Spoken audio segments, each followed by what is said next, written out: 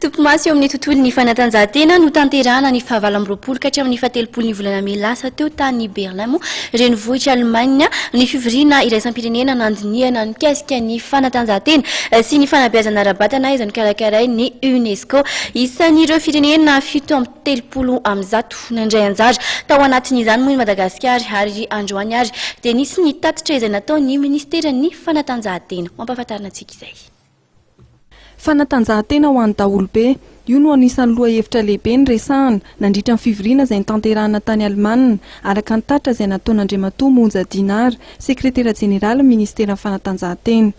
Amin'ireo thème anankitelo ireo zany dia misy zavatra misongadina lehibe foana ohatran'ilay hoe droit fondamental pour tous zany fantatsika rehetrarehetra zany fa ny olona rehetrarehetra tokony hanao fanatanjahatena daholo na ohatran'izy na ohatran'izy fa nitsindrina zany tamin'ity dia le resaka genre ny vehivavy sy ny handicapé no nasiana tsindry teo mafy mihitsy tany Berlin hoe manomboka zao na efa nisy ara zany hatramin'izay dia ny sport pour les femmes et les personnes en situation d'handicap no tsy maintsy jerena kaiky ary voiziny eran-tany.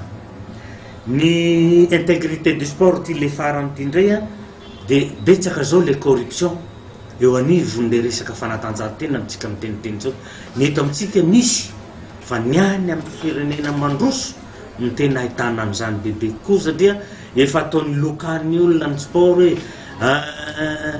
ny resaka dopage no fa tsy tenenina tsony dia very zany le valeur le sport amin'ny ankapobeny eran-tany dia izay koa zany nahatonga n'le thème fahatelo nasiana fanadihadiana sy nitsindrina mafy. Misedra olana ny malagasy raha eo amin'ny lafin'ny fanatanjahatena ny jerena. Hoy kosa Andriamatoa Nandray Patrice manampahaizana momba ny fanabeazana ara-panatanjahatena. Araka nambaran'ity manampahaizana ity ny tsy fahampian'ny fiofanana ary indrindra ny tsy fanomezan-danja ny fanatanjahatena an-tsekoly no lesoka goavana ho amin'ny Madagasikara. Marary ny sport malagasy inona no vahaolana atao amin'izany dia ny vahaolana miaingatra ny fanabeazana ny fanatanjahatena any an-tsekoly mihitsy.